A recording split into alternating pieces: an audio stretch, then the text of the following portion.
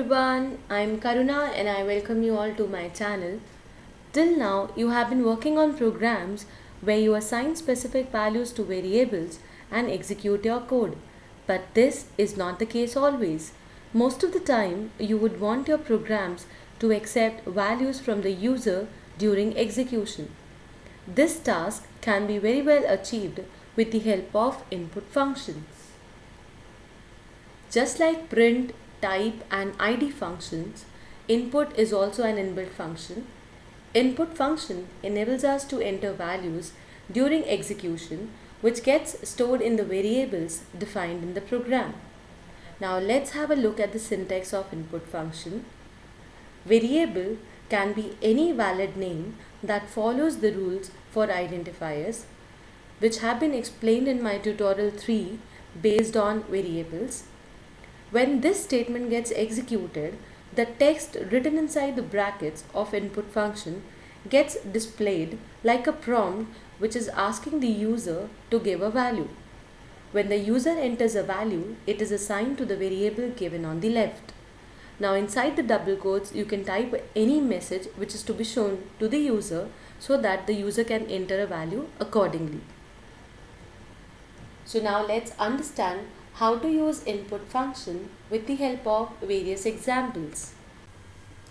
So here is my ideally screen. I create a variable city with an input function to the right side of the equal to operator. The prompt message is written inside the double quotes like this, and I press enter key to execute the statement. It waits for the user to enter a value, so I give the value Delhi. Now because we are using shell mode, I can simply write the name of the variable to see its value. Do note that the word has been enclosed inside single quotes. So let's check the data type of the variable city using the type function. And it says class str. This means that city contains the string type value. Now this happens because the default data type of the value accepted through the input function is of type string. Irrespective of whether we give an integer value, a floating point value, a list, a string, a tuple, anything passed to it will be of string type. So let's see what happens when we try to enter an integer or any other number. So I'm using variable n and I give the value 5. So let's check the value of n, and you can see number 5 has also been enclosed inside single quotes. Now the problem arises when we try to perform any arithmetical operations or some calculations on such variables. So let's try to add some value to it. Because n is a string type value, this generates an error that it cannot concatenate or join or perform this addition task on a string and an integer. This happens because these values are incompatible for the plus operation to be performed on them.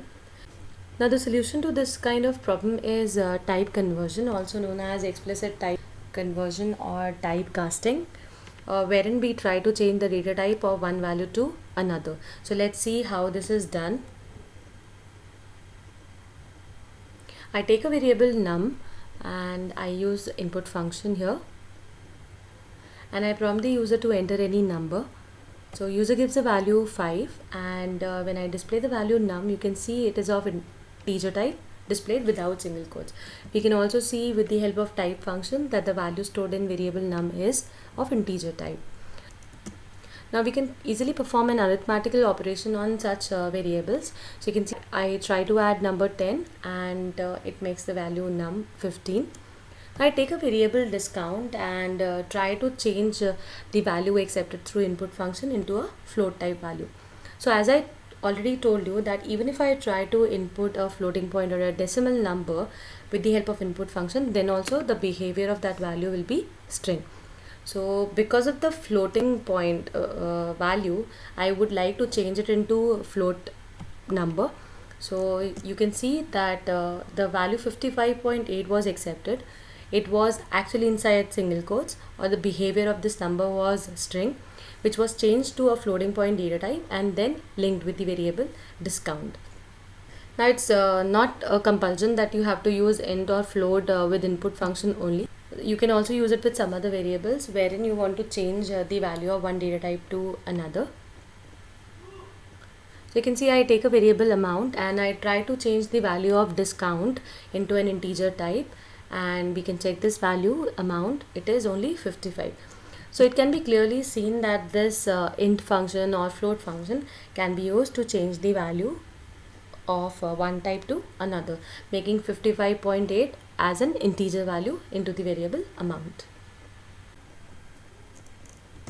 Thank you for watching this tutorial. If you have any doubts or queries in the topic explained in this tutorial, then you can mention in the comment section and I would be happy to help you. If you like the video, please click the like button, subscribe to my channel and stay tuned for latest updates. Till then, keep working with smile.